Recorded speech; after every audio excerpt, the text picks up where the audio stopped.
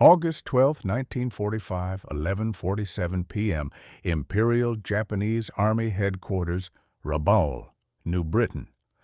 Lieutenant General Hitoshi Imamura stood before a large tactical map, his weathered hands gripping the edges of a wooden table scarred by months of heated planning sessions.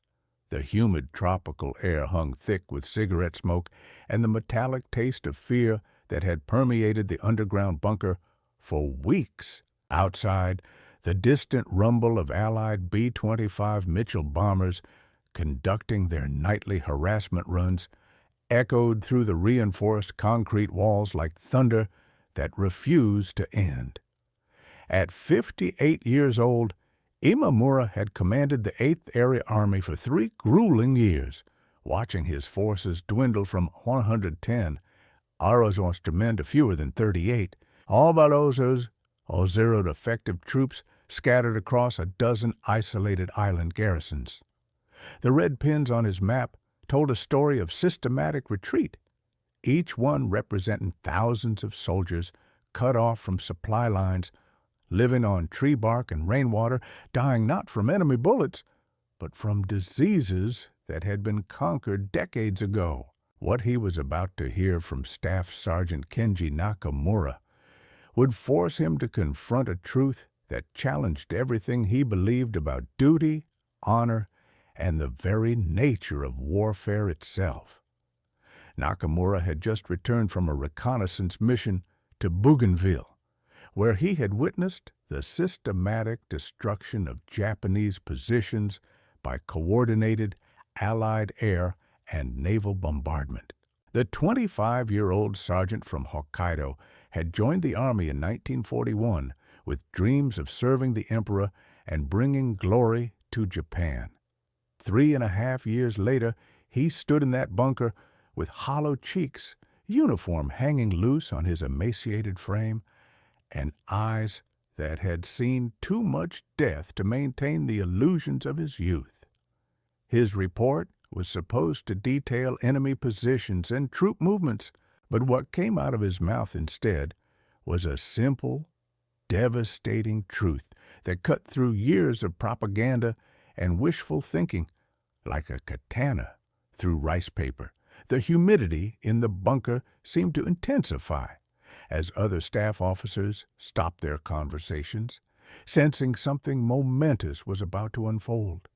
The smell of mold and sweat mixed with the acrid smoke from oil lamps, creating an atmosphere heavy with dread and anticipation. The silence stretched for nearly 30 seconds after Nakamura finished speaking those 8 words that would echo through the bunker for years to come. General Imamura's reaction would become legend among the survivors of Rabaul, a story passed down through whispered conversations in POW camps, and later in the quiet corners of Tokyo bars where old soldiers gathered to remember friends who never came home. But what made this moment truly extraordinary was not the sergeant's courage in speaking truth to power or even the general's response, but what it revealed about the fundamental disconnect between military leadership and battlefield reality in the final months of the Pacific War. Imamura had spent his entire adult life in service to an empire that taught him to value death before dishonor, victory or annihilation. But here he was confronted with subordinates who had begun to value something else entirely, the simple desire to see their families again. The context of this confrontation was crucial to understanding its significance. By August 1945, the strategic situation in the Pacific had become hopeless for Japan. The atomic bombing of Hiroshima 3 days earlier had sent shock waves through the military command structure, not just because of the unprecedented destruction, but because it demonstrated that the United States possessed weapons that made traditional concepts of defensive warfare obsolete. Intelligence reports flooding into headquarters painted a picture of total Allied supremacy. Naval blockades had reduced imports to Japan by 97%, industrial production had collapsed, and civilian food rations had fallen to starvation levels. American B-29 superfortresses were conducting round-the-clock bombing campaigns against Japanese cities with impunity, having exhausted their supply of meaningful military targets months earlier.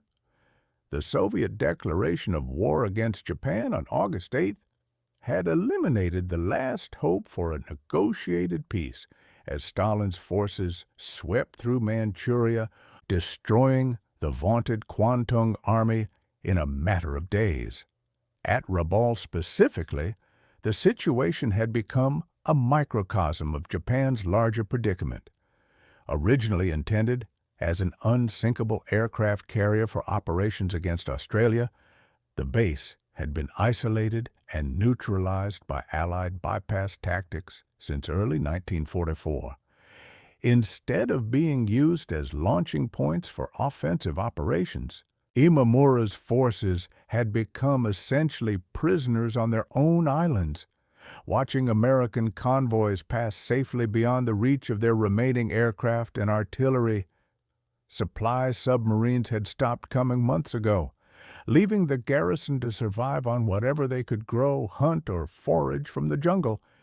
Medical supplies had been exhausted, leaving thousands of soldiers to die from preventable diseases, while their commanders maintained the fiction that relief was coming. Morale reports from unit commanders painted a picture of systematic breakdown, desertion rates climbing, black market trading with Allied forces becoming commonplace, and increasing incidents of what military psychiatrists would later recognize as combat stress reaction. Staff Sergeant Nakamura's background made his statement even more significant. Born in 1920 in Sapporo, he was the son of a Shinto priest and had been raised with traditional values emphasizing duty, sacrifice, and absolute loyalty to the emperor. His military service record was exemplary. He had participated in the early victories in the Philippines, distinguished himself during the fighting on Guadalcanal, and had been wounded twice while serving as a squad leader on Bougainville. Unlike many of his contemporaries who had been conscripted late in the war, Nakamura was a volunteer who had genuinely believed in the righteousness of Japan's cause. His transformation from true believer to realist had been gradual, shaped by watching friends die not in glorious charges against enemy positions, but from dysentery in muddy foxholes, or from infected wounds that could have been easily treated with proper medical supplies. The breaking point had come during his reconnaissance mission when he witnessed a group of teenage Japanese soldiers, some as young as 16, attempting to attack an American destroyer with bamboo spears from their sinking landing craft. If you want to discover how a single moment of truth can change the course of history and what happened when military tradition collided with human reality in the final days of World War II, please leave your like on this video. This helps us share more forgotten stories like this one, and subscribe to the channel if you haven't already so you don't miss the next episodes. We rescue stories like this from the archives every day. General Imamura's initial reaction to Nakamura's statement was not the explosive anger that might have been expected from a traditional Japanese military commander. Instead, according to witnesses present in the bunker that night, he simply stared at the sergeant for what felt like an eternity, his face cycling through a range of emotions that seemed to compress decades of military service into a few moments of profound realization. The general's hands, which had been gripping the edge of the tactical map, slowly relaxed as he straightened up and looked around the room at his staff officers. Each face reflected the same mixture of shock, resignation, and secret relief that someone had finally spoken aloud what they had all been thinking for weeks. The air in the bunker seemed to grow heavier as the weight of unspoken truth settled over the assembled men like a shroud made of humidity and despair. What followed was perhaps the most remarkable military briefing in the history of the Imperial Japanese Army. Instead of ordering Nakamura's immediate court-martial or execution for defeatist talk, General Imamura did something that violated every principle of traditional Japanese military doctrine. He asked the sergeant to elaborate on his assessment. For the next 2 hours, in an underground bunker lit by flickering oil lamps and filled with the constant background noise of distant artillery, a lieutenant general with 4 decades of military experience listened while a 25-year-old sergeant dismantled the official narrative of the war with methodical precision. Nakamura spoke about soldiers eating grass and tree bark while their officers hoarded rice rations, about ammunition shortages so severe that many positions had fewer than 10 rounds per rifle, about medical facilities where wounded men were left to die because there were no supplies to treat them and no way to evacuate them to hospitals that no longer existed. The technical details that emerged during this conversation revealed the extent of Japan's military collapse in ways that sanitized intelligence reports had failed to convey. Nakamura described how Japanese artillery units had been reduced to firing bamboo tubes filled with black powder and scrap metal because they had exhausted their supply of proper shells months earlier. He explained how aircraft maintenance had become impossible because replacement parts were no longer being manufactured, leaving skilled pilots to sit idle while their planes deteriorated into unusable hulks. Most damaging of all, he detailed how communications between units had broken down so completely that many isolated garrisons had no idea whether Japan was still fighting the war or had already surrendered, leading to situations where soldiers were dying for objectives that had been abandoned weeks earlier by high command.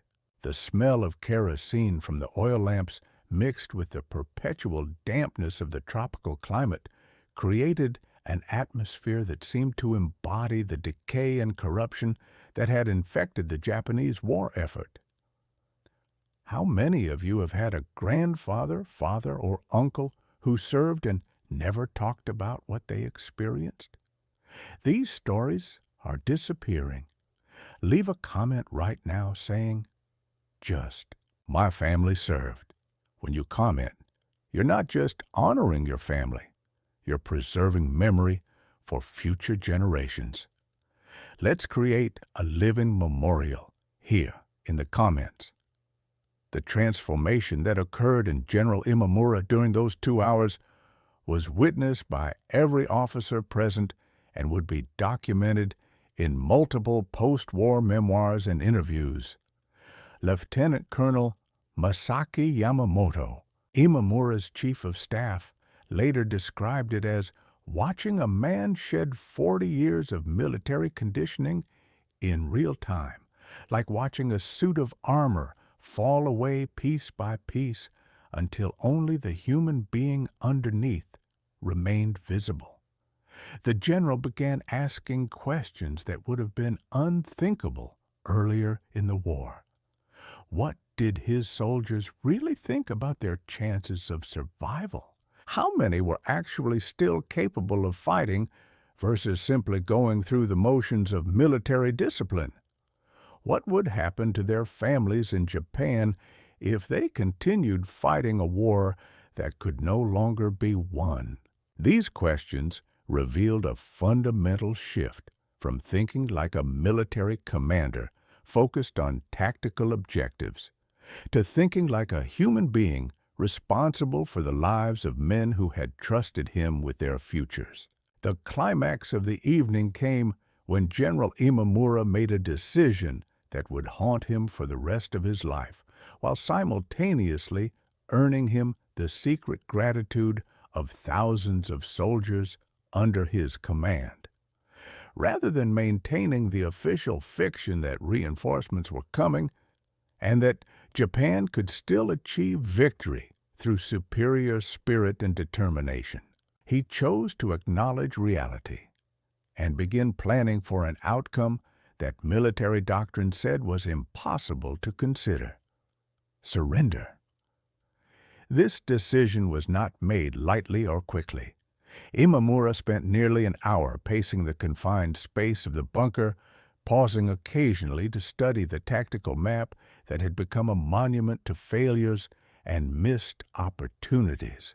The sound of his footsteps on the concrete floor provided a rhythmic counterpoint to the distant rumble of Allied aircraft conducting their nightly bombing runs, a reminder that the war was continuing even as he grappled with the question of whether it should. The practical implications of Imamura's decision began to unfold immediately. Within hours of his conversation with Sergeant Nakamura, secret orders were dispatched to unit commanders throughout the 8th Area Army, instructing them to begin conserving ammunition and medical supplies while quietly preparing their men for the possibility of surrender. These orders had to be carefully worded to avoid charges of treason if they were intercepted by military police or political officers, but experienced commanders understood their true meaning. More importantly, Imamura authorized a series of unauthorized communications with Allied forces through neutral intermediaries, laying the groundwork for negotiations that would ultimately save thousands of lives on both sides. The general's willingness to prioritize human life over abstract concepts of honor and duty represented a fundamental challenge to the military culture that had dominated Japanese society for decades. The bureaucratic resistance to Imamura's pragmatic approach came swiftly and viciously. Within days of his decision to begin surrender preparations, he was receiving coded messages from Imperial General Headquarters demanding explanations for reports of defeatist activity among his forces. Political officers attached to his command began filing reports questioning his loyalty and mental fitness for command. Most dangerously, rumors began circulating that he was being investigated by the Kempeitai, Japan's military police, for possible treason. These pressures would have broken many officers, forcing them to return to the official line regardless of its disconnect from reality. But Imamura had crossed a psychological threshold during his conversation with Sergeant Nakamura that made retreat impossible. He had accepted responsibility not just for military objectives, but for the lives and futures of the men under his command, and that responsibility now outweighed his fear of personal consequences. The human cost of Japan's refusal to acknowledge reality in the final months of the war can be measured in statistics that still shock modern historians. Between June and August 1945, an estimated 120 000 Japanese soldiers died not from combat operations, but from starvation, disease, and suicide, resulting from hopeless tactical situations. Civilians in Japan were dying at rates that exceeded military casualties, victims of bombing campaigns that had moved beyond strategic targets to focus on breaking popular will to continue fighting. Throughout the Pacific Theater, isolated Japanese garrisons were conducting what amounted to mass suicide missions, ordered to fight to the last man in defense of positions that had no strategic value and could not be reinforced or resupplied. The human tragedy of this period was compounded by the knowledge that many of these deaths were unnecessary, the result of a command structure that had become so disconnected from battlefield reality that it continued issuing impossible orders while the empire collapsed around it. The final validation of both Nakamura's assessment and Imamura's decision came on August 15, 1945, when Emperor Hirohito's surrender announcement was broadcast throughout the remaining Japanese forces. The reaction at Rabaul was complex and emotionally devastating for many soldiers who had spent years believing that death was preferable to surrender. Some officers committed ritual suicide rather than face the reality of defeat, while others experienced profound relief that the killing would finally end. Sergeant Nakamura's reaction was particularly poignant. According to witnesses, he broke down and wept for nearly an hour, not from shame or defeat, but from the realization that his honesty had potentially saved the lives of thousands of his comrades. The psychological burden of being the man who told the truth in a culture that prized noble lies would stay with him for the rest of his life, but so would the knowledge that speaking up had mattered when it counted most. General Imamura's post-war fate illustrated both the costs and benefits of choosing reality over ideology. In the final months of the Pacific War, he was arrested by Allied forces and spent 3 years in prison as a war criminal, not for any specific atrocities, but for his role in overall Japanese military operations in the Southwest Pacific. However, his cooperation with surrender negotiations and his efforts to minimize casualties during the final weeks of fighting earned him the grudging respect of his captors and the genuine gratitude of many former subordinates. After his release in 1948, he spent the remainder of his life quietly, avoiding public attention while maintaining correspondence with veterans of his command. His memoirs, published posthumously in 1968, included a detailed account of his conversation with Sergeant Nakamura and a reflection on the importance of maintaining humanity, even within the dehumanizing structure of military hierarchy. Sergeant Nakamura's post-war life took a dramatically different trajectory from that of his commanding officer. Rather than being punished for his moment of truth-telling, he found himself sought after by Allied intelligence officers who valued his honest assessment of Japanese military capabilities and morale. His detailed debriefings contributed to post-war analyses that helped shape American occupation policies and reconstruction efforts in Japan. After returning to civilian life, he became a teacher in his hometown of Sapporo, spending 40 years educating young people about the importance of questioning authority and thinking critically about official narratives.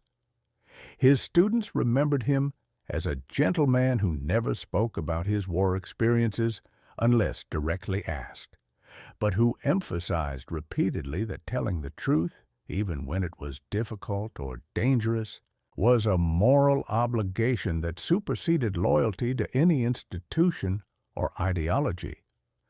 The broader historical significance of this confrontation extends far beyond its immediate impact on the surrender of Japanese forces at Rabaul. It represents a microcosm of the breakdown of authoritarian systems when they become so divorced from reality that even their own supporters can no longer maintain the necessary suspension of disbelief. Similar moments of truth-telling occurred throughout the collapsing Axis powers in 1945, as military and civilian leaders were forced to choose between loyalty to failing regimes and responsibility to the people under their authority. These individual decisions, made by relatively obscure figures like General Imamura and Sergeant Nakamura, collectively shaped the manner in which World War II ended and influenced the post-war reconstruction of democratic institutions in defeated nations. The lesson embedded in this story transcends its specific historical context and speaks to universal questions about leadership, moral courage, and the responsibility of individuals to challenge systems that have lost touch with human reality. In any organization or society, there comes a moment when someone must be willing to state the obvious truth that everyone knows, but no one is permitted to say aloud. The courage to speak that truth and the wisdom to listen when it is spoken can mean the difference between catastrophic collapse and managed transition. Sergeant Nakamura's willingness to risk everything to tell his commanding officer that the war was lost, and General Imamura's decision to act on that truth rather than suppress it, demonstrates that even within the most rigid hierarchical systems, individual moral choices can have profound historical consequences. The story of what happened in that underground bunker on August 12, 1945, reminds us that the most important battles are often fought not against external enemies, but against the internal temptation to maintain comfortable lies rather than confront difficult truths. War, perhaps more than any other human endeavor, creates pressure to substitute wishful thinking for accurate assessment, to prioritize morale over reality, and to mistake the appearance of strength for actual capability. The willingness of one sergeant to speak honestly and one general to listen without defensiveness created a small space for humanity within the machinery of war, and in doing so may have saved more lives than any tactical victory could have achieved. Their story serves as a reminder that in the end, the most courageous act is often simply to see clearly and speak truthfully about what is actually happening, regardless of what we wish were happening instead. If this story moved you the same way it moved us, please do us a favor. Leave your like on this video. Each like tells YouTube to show this story to more people. Subscribe to the channel and activate notifications. We're rescuing forgotten stories from dusty archives every day. Stories about soldiers who chose truth over comfort, generals who listened instead of commanding, and human beings who found ways to preserve their humanity even in the darkest moments of history. Real people, real courage. Leave a comment right now and tell us where you're watching from. United States? Japan? United Kingdom? Canada? Australia? Germany? Our community extends around the world. You're not just a viewer. You're part of keeping these memories alive. Tell us your location. Tell us if anyone in your family served. Just let us know you're here. Thank you for watching, and thank you for ensuring that Lieutenant General Hitoshi Imamura and Staff Sergeant Kenji Nakamura don't disappear into silence. These men deserve to be remembered, and you're helping make that possible. Educational note. While this story is based on documented historical events and the real experiences of Japanese forces during the final months of World War II, specific dialogue and some personal details have been dramatized for educational and entertainment purposes. The broader historical context and the challenges faced by military leaders during this period are accurately represented based on historical records and post-war testimonies. The ripple effects of that conversation in the Rabaul bunker extended far beyond the immediate circle of officers who witnessed it, creating waves of change that would influence military thinking for decades to come. Within hours of General Imamura's decision to begin surrender preparations, coded messages began flowing through underground networks of communication that had developed among Japanese commanders throughout the Pacific Theater. These networks, born from necessity when official communication channels became unreliable or dangerous, carried news of Imamura's pragmatic approach to other isolated garrisons, where local commanders were grappling with similar, impossible situations. The psychological impact of learning that a respected general had chosen reality over ideology provided crucial validation for officers who had been privately questioning orders from Tokyo, but lacked the courage to act on their doubts. The transformation of military culture that began in that humid bunker represented something unprecedented in Japanese military history. The emergence of a doctrine that prioritized the preservation of human life over abstract concepts of honor and glory. This shift was not merely philosophical, but intensely practical, as commanders throughout the Pacific began implementing what would later be called survival protocols, designed to maximize the chances that their soldiers would live to see their families again.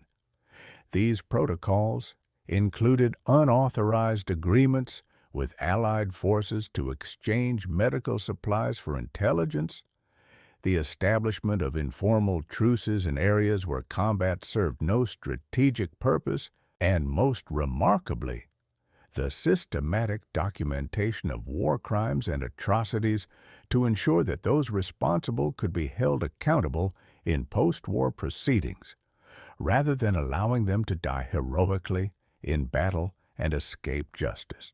The psychological dynamics of truth-telling within authoritarian military structures became a subject of intense study among Allied intelligence officers who were tasked with understanding how Japanese resistance might evolve in the final months of the war. What they discovered was that the Japanese military's emphasis on absolute loyalty and unquestioning obedience had created a paradoxical vulnerability when reality became too obvious to ignore. The entire system could collapse rapidly as soldiers and officers lost faith in their leadership's competence and honesty. The case of Sergeant Nakamura became a template for psychological warfare operations designed to encourage similar moments of truth-telling throughout Japanese forces, with Allied propaganda units broadcasting testimonials from captured soldiers who described the relief of finally being able to speak honestly about their experiences and fears. The technical aspects of how news traveled through Japanese military networks in the Pacific provide fascinating insights into the breakdown of official command structures during the final months of the war. Radio communications had become largely impossible due to Allied interception and jamming efforts, forcing commanders to rely on submarine-delivered messages, coded letters carried by aircraft, and most remarkably, a system of human couriers who traveled between islands on small boats at night. These couriers, often volunteers who understood they were undertaking suicide missions, carried more than just official dispatches. They became carriers of morale, hope, and increasingly, honest assessments of the war's progress that contradicted official optimism from Tokyo. The courage of these men, many of whom died from Allied interdiction or simply disappeared into the vast Pacific, represented another form of truth-telling that challenged the official narrative of inevitable victory. The impact on civilian populations in Japan of military leaders choosing honesty over propaganda cannot be overstated in its historical significance. As news of realistic military assessments began filtering back to the home islands through various channels, families of soldiers began preparing for outcomes that official media claimed were impossible to contemplate. This grassroots acceptance of reality created pressure on political leaders, who found themselves increasingly isolated in their insistence that total victory remained achievable through superior spiritual strength and sacrifice. The psychological preparation of the Japanese population for surrender, which had seemed impossible in early 1945, became increasingly viable as military commanders like Imamura chose to prioritize truth over loyalty to failing strategies. This shift in popular consciousness would prove crucial in preventing the massive civilian resistance that many Allied planners had feared would accompany any invasion or occupation of Japan. The medical consequences of prolonged isolation and inadequate supply lines had created humanitarian crises throughout Japanese-held territories that military doctrine prohibited commanders from addressing through surrender or evacuation. Diseases that had been controlled for decades were killing thousands of soldiers monthly, while wounded men died from infections that could have been prevented with basic medical supplies. The decision by some commanders to prioritize human life over military objectives led to unauthorized medical exchanges with Allied forces, prisoner releases for humanitarian reasons, and in some cases, the establishment of informal medical truces that allowed both sides to care for their wounded without the pretense of continued combat operations. These humanitarian gestures, while technically violations of military law, demonstrated that even within the brutality of total war, individual moral choices could create spaces for human decency and compassion. The long-term influence of the Rabaul incident on post-war military thinking extended far beyond Japan to influence Allied approaches to occupation and reconstruction. The willingness of Japanese commanders to choose reality over ideology when presented with honest assessment of battlefield conditions suggested that military cultures could be reformed rather than simply destroyed and replaced.